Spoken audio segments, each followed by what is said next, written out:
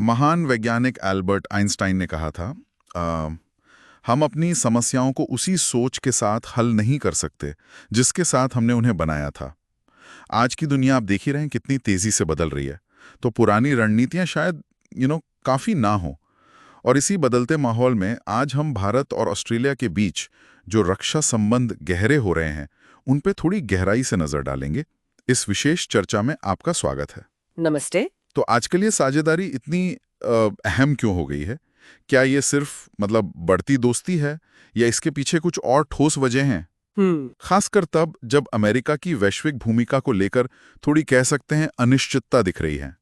ये एक बहुत ही जरूरी सवाल है।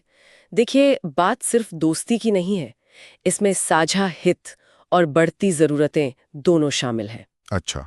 हाँ, हिंद प्रशांत क्षेत्र में शक्ति संतुलन बदल रहा है, चीन का प्रभाव बढ़ रहा है, जाहिर है, और अमेरिका की जो सुरक्षा गारंटी थी वो पहले जैसी अटल नहीं लग रही है ना। हाँ, ये तो है। तो ऐसे में भारत और ऑस्ट्रेलिया जैसी जो मध्यम शक्तियां हैं, उनके लिए एक दूसरे का साथ देना रणनीतिक रूप से बहुत महत्वपूर्ण हो गया है।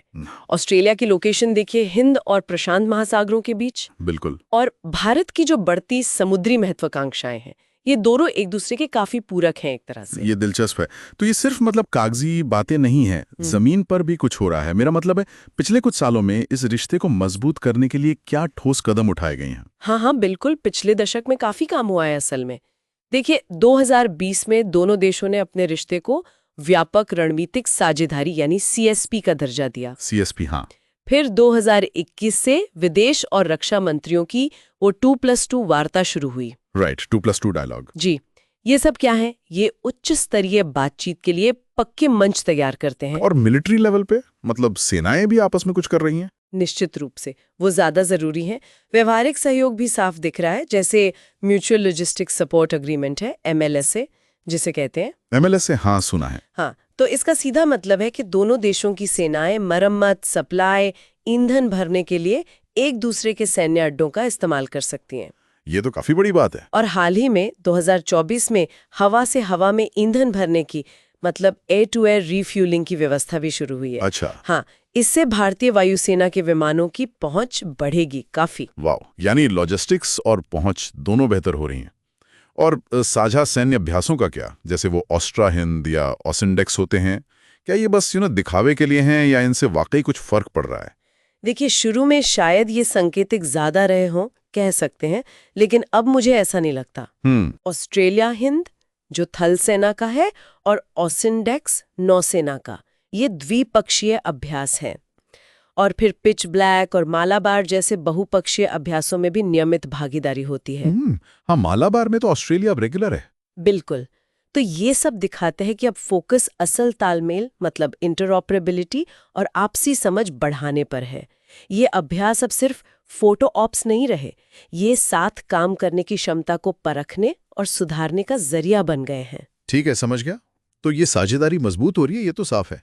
लेकिन एक सवाल मन में आता है, क्या ये अमेरिका की जगह ले सकती है या इसकी अपनी सीमाएं हैं? हाँ, ये महत्वपूर्ण सवाल है। क्योंकि देखिए, भारत की अपनी जमीनी चुनौतियां हैं चीन और पाकिस्तान के साथ, और ऑस्ट्रेलिया का फोकस भी AUKUS और प्रशांत द्वीपों पर काफी है। आपने बिल्कुल सही कहा। ये साझेदारी अमेरिका का विकल्प नहीं है और शायद हो भी नहीं सकती। देखिए, दोनों देशों की अपनी अपनी प्राथमिकताएं हैं, अपनी सीमाएं हैं। भारत के लिए महाद्वीपीय सुरक्षा, खासकर चीन सीमा, वो एक बहुत बड़ी चिंता है, हमेशा से रही है। हाँ, और ऑस्ट्रेलिया, जैसा आपने कहा, AUKUS के तहत अपनी पनडुब्बी क्षमता विकसित कर रहा है और उसका ध्यान प्रशांत द्वीपों पर भी है। तो इसलिए जरूरी ये है कि दोनों देश उन खास क्षेत्रों पर ध्यान केंद्रित करें जहां द्विपक्षीय सहयोग सबसे ज्यादा ठोस नतीजे दे सकता है। तो वो कौन से क्षेत्र हो सकते हैं? भविष्य में सहयोग कहाँ बढ़ाया जा सकता है? कुछ आइडियाज? हाँ, कई संभावनाएं हैं।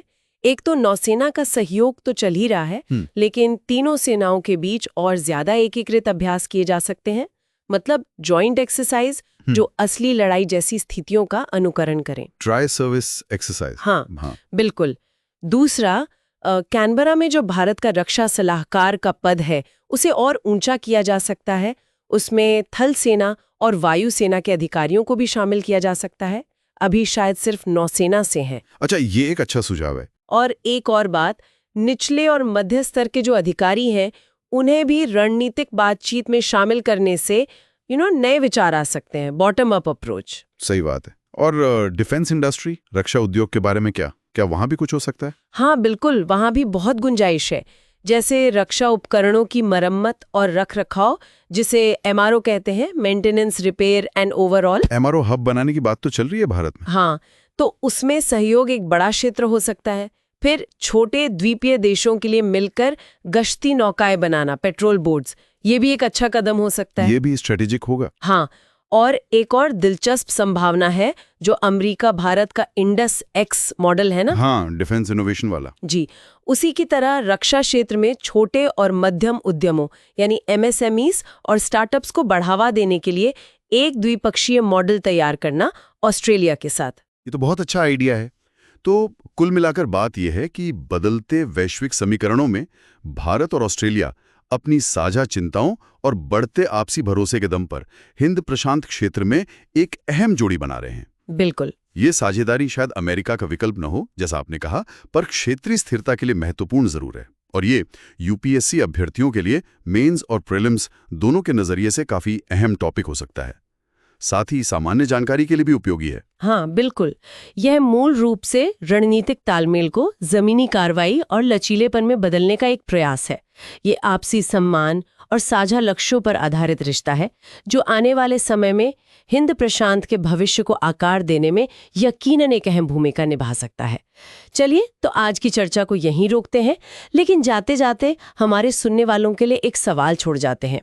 भविष्य में भारत और ऑस्ट्रेलिया जैसी मध्यम शक्तियों के बीच इस तरह की जो द्विपक्षीय रक्षा साझेदारियां बन रही हैं, वो वैश्विक सुरक्षा के ताने बाने को किस हद तक बदल सकती हैं? इस पर आपके क्या विचार हैं, हमें नीचे कमेंट्स में जरूर बताएं। अगर आपको ये जानकारी महत्वपूर्ण लगी तो इसे लाइक करें और आगे ऐसी ही गहन चर्चाओं के लिए हमारे चैनल को सब्सक्राइब करना ना भूलें। धन्यवाद।